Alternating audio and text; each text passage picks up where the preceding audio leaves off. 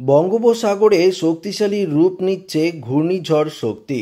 বন্ধুরা, এই মুহূর্তে আপনারা সরাসরি লাইভ দেখতে পাচ্ছেন আলিপুর আবহাওয়া দপ্তর এবং ভারতীয় মৌসুম ভবনের তরফ থেকে যা পূর্বাভাস দেওয়া হয়েছিল যে এই মে মাসের শেষের দিকেই বঙ্গোপসাগরে ঘূর্ণিঝড় শক্তি তৈরি হবে, তা কিন্তু আমরা স্পষ্টভাবে দেখতে পাচ্ছি। একদম দেখতে পাচ্ছেন যে 30 মে শুক্রবার দিন বঙ্গোপসাগরে এই ঘূর্ণিঝড় শক্তি কিন্তু দানা বাঁধবে, যা ক্রমশ ওড়িশা, পশ্চিমবঙ্গ, বাংলাদেশ উপকূল বরাবর এগিয়ে যাবে। তবে এই ঘূর্ণিঝড়ের যে কেন্দ্র অর্থাৎ অভিমুখ, সেটা কিন্তু আমাদের পশ্চিমবঙ্গ এবং ওড়িশা উপকূল মাঝ বরাবর কিন্তু আমরা দেখতে পাচ্ছি। তো একটা ভয়ঙ্কর দুর্যোগের যে আশঙ্কা, সেটা কিন্তু আপনারা লক্ষ্য করতে পারছেন। অন্যদিকে আরব সাগরে একটি ঘূর্ণিঝড় দানা বাঁধছে, পরিষ্কার দেখতে পাচ্ছেন। এই ঘূর্ণিঝড়টি সরাসরি গুজরাট উপকূলে আছড়ে পড়ার তীব্র সম্ভাবনা রয়েছে। তো বন্ধুরা, এই ভিডিওটিতে আমরা পরিষ্কার দেখে নেব যে এই ঘূর্ণিঝড় শক্তি ঠিক কোন উপকূলে আছড়ে পড়বে, ওড়িশা, পশ্চিমবঙ্গ না বাংলাদেশ। এই ঘূর্ণিঝড়ের প্রভাবে কোথায় কোথায় ক্ষয়ক্ষতির আশঙ্কা থাকছে সে ব্যাপারে আপনাদেরকে জানাবো।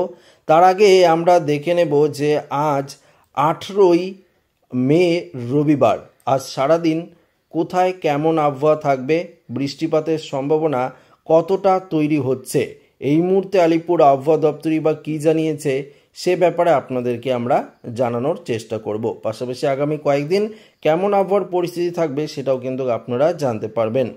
তো আমরা সকালবেলায় যদি বৃষ্টি এবং বজ্রমুটে দেখি তাহলে লক্ষ্য করতে পারবো দক্ষিণবঙ্গে অনেকটাই আকাশ পরিষ্কার থাকবে। আবহাওয়া দপ্তরের তরফে জানানো হয়েছে সারাদিন দক্ষিণবঙ্গে বৃষ্টিপাতের তেমন পূর্বাভাস নেই, তবে সন্ধ্যের দিকে ভারী লেভেলের বৃষ্টিপাত থাকছে, সেটা আপনারা দেখতে পারবেন। তো সকালের দিকে যদি আমরা দেখি তাহলে দেখতে পারবো যে উত্তরবঙ্গের বেশ কয়েকটি জেলাতে হালকা পশলা বৃষ্টি হতে পারে, কোচবিহার সংলগ্ন, আলিপুরদুয়ার সংলগ্ন বেশ কয়েকটি জেলায়। তাছাড়া উত্তর বাংলাদেশ যেমন রংপুর থেকে শুরু করে ঘোড়াঘাট, এদিকে চাররাজীবপুর, এদিকে ঠাকুরগাঁও, এদিকে মোটামুটি পঞ্চগড়ের দিকেও বৃষ্টি থাকছে। অন্যদিকে কালাই, এদিকে সিলেট, ময়মনসিংহ, মোটামুটি এদিকেও বৃষ্টি থাকছে।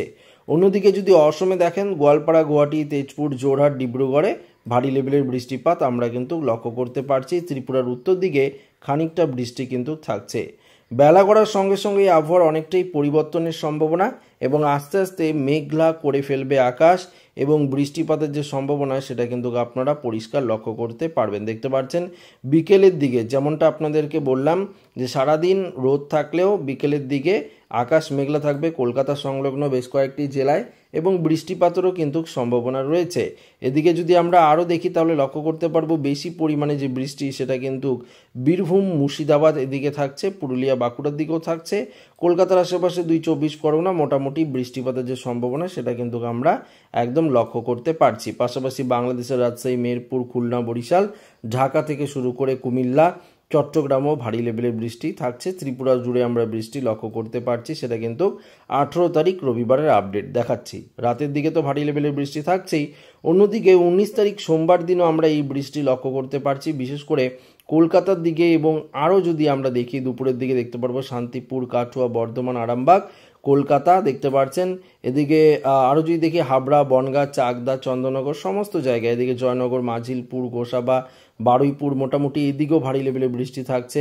পাশাপাশি দেখতে পাচ্ছেন ঢাকা, কুমিল্লা, খুলনা, বরিশাল এদিকেও মোটামুটি ভালোই বৃষ্টি। এবং ত্রিপুরা জুড়ে, ত্রিপুরাতেও যদি আপনারা দেখেন আগরতলা, আমবাসা, অমরপুর থেকে শুরু করে ভ্যালিনিয়া, খোয়াই সমস্ত জায়গায় এই বৃষ্টির যে দাপট সেটা কিন্তু আমরা লক্ষ্য করতে পারবো সোমবার 19 তারিখ। তারপর মঙ্গলবার দিন 20 তারিখে যদি আপনারা দেখেন দক্ষিণবঙ্গের তুলনায় উত্তরবঙ্গে ভারী লেভেলের বৃষ্টি, বজ্র বিদ্যুৎ সহ।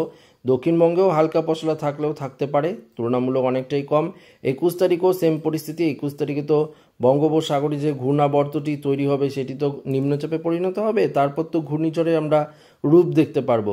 তো আমরা দেখতে পারবো 21 তারিখ থেকে উপকূলবর্তী যে জেলাগুলি রয়েছে সেখানে কিন্তু যথেষ্ট প্রভাব পড়বে এবং বৃষ্টিপাতের সম্ভাবনা থাকছে। এবং আরব সাগরে যে ঘূর্ণিঝড়ের সিস্টেম তৈরি হবে তার জেরেও আমরা দেখতে পারবো দক্ষিণ ভারতে ভারী লেভেলের বৃষ্টি কিন্তু থাকছে। 22 তারিখও মোটামুটি আরও ভারী লেভেলের বৃষ্টি আমরা লক্ষ্য করতে পারবো। একদম সরাসরি আপডেট কিন্তু আপনাদের সামনে আমরা লাইভ আকারে উপস্থাপন করছি, আপনারা কিন্তু সরাসরি দেখতে পাচ্ছেন।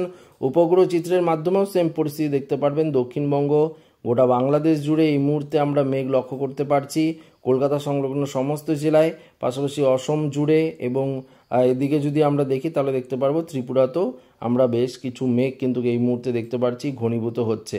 পরিষ্কার আপনারা দেখতে পাচ্ছেন, এবং ভারী লেভেলের যে বৃষ্টি সেটাও কিন্তু থাকছে। আবারও আমরা বৃষ্টির পরিমাণে গিয়ে আপনাদেরকে ব্যাপারটা আরেকটু পরিষ্কারভাবে বুঝিয়ে দেওয়ার চেষ্টা করব। তো এই মুহূর্তে পরবর্তী 24 ঘন্টায় যদি আমরা দেখি, উত্তর থেকে দক্ষিণ মোটামুটি ভারী লেভেলের বৃষ্টি থাকছে, তবে দক্ষিণবঙ্গে তুলনামূলক কম। পরবর্তী 2 দিনে দক্ষিণবঙ্গে বৃষ্টি বাড়বে, উত্তরবঙ্গেও বাড়বে, বাংলাদেশেও বাড়বে। পরবর্তী 4 দিনে আরও ভারী লেভেলের বৃষ্টি আমরা কিন্তু লক্ষ্য করতে পারবো। তাপমাত্রা নিয়ে আলোচনা করব, তারপর আপনাদেরকে নতুন ঘূর্ণিঝড় নিয়ে আরেকটু বিস্তারিতভাবে জানানোর চেষ্টা করব যে এই ঘূর্ণিঝড় শক্তির প্রভাবে কোন কোন জেলাগুলি সবথেকে বেশি এফেক্টেড হবে সেটাও কিন্তু আপনাদেরকে জানাবো। তো আমরা তাপমাত্রা নিয়ে যদি এই মুহূর্তে দেখি, কলকাতায় 34 ডিগ্রি, এদিকে খড়গপুর, জামশেদপুর, পুরুলিয়া, বাঁকুড়াও যদি আপনারা দেখেন তাও দেখতে পারবেন মোটামুটি 34-35 ডিগ্রি থাকবে। আগেই আপনাদেরকে বলেছিলাম তাপমাত্রার পারদ এবার কিন্তু আস্তে আস্তে কিছুটা কমবে, তেমনটাই লক্ষ্য করতে পারছেন। মালদা তো 33 ডিগ্রি, উত্তরবঙ্গের দিকে 27-28 ডিগ্রি থাকবে, পাশাপাশি অসমের দিকেও সেম পরিস্থিতি, বাংলাদেশের দিকেও 30-31 ডিগ্রি থাকবে। তবে রাজশাহী, মেহেরপুরে 35 ডিগ্রি, খুলনা, বরিশাল 32 ডিগ্রি, চট্টগ্রামেও তাই। ত্রিপুরাতেও আমরা দেখতে পাচ্ছি মোটামুটি 30 ডিগ্রির কাছাকাছি তাপমাত্রা থাকবে। বুঝতেই পারলেন তাপমাত্রার ক্ষেত্রে অনেকটাই পরিবর্তন, অর্থাৎ নিম্নমুখীর সম্ভাবনা রয়েছে তাপমাত্রা। আসুন এবার ঘূর্ণিঝড়ের আপডেটে চলে যাই এবং আপনাদেরকে দেখানোর চেষ্টা করি। আমরা যদি দেখি তাহলে লক্ষ্য করতে পারবো আরব সাগর এবং বঙ্গোপসাগরে আগে লক্ষ্য করব। তো আমরা বায়ুর মুডে চলে যাই, এখানে তো বায়ুর ইসেতে গেলাম, বায়ুর ঝাপটা মুডে যাব এবং গিয়ে আপনাদেরকে পরিষ্কার দেখাতে পারবো। 20 তারিখে একটি নিম্নচাপের সম্ভাবনা দেখতে পাচ্ছি, বায়ুর যে ঝাপটা সেটা কিন্তু আস্তে আস্তে এই যে দেখতে পাচ্ছেন আরব সাগর হয়ে এদিকে বঙ্গোপসাগরে প্রবেশ করছে, এদিকে শ্রীলঙ্কা হয়ে প্রবেশ করছে। পাশাপাশি 21 তারিখে যদি আপনারা দেখেন, এটা কিন্তু যার যে গতি এবং যে দিক সেটা কিন্তু অনেকটাই পরিবর্তন হচ্ছে এবং কিছুটা শক্তিশালী রূপ নিচ্ছে। তার আগেই আমরা দেখতে পাচ্ছি আরব সাগরে ঘূর্ণিঝড়ের সিস্টেম তৈরি হয়ে যাচ্ছে। 23 তারিখও মোটামুটি যদি আপনারা দেখেন দেখতে পারবেন 23 তারিখেও মোটামুটি আরব সাগরে একটি সিস্টেম তৈরি হচ্ছে, বঙ্গোপসাগরে তখনও তৈরি হচ্ছে না।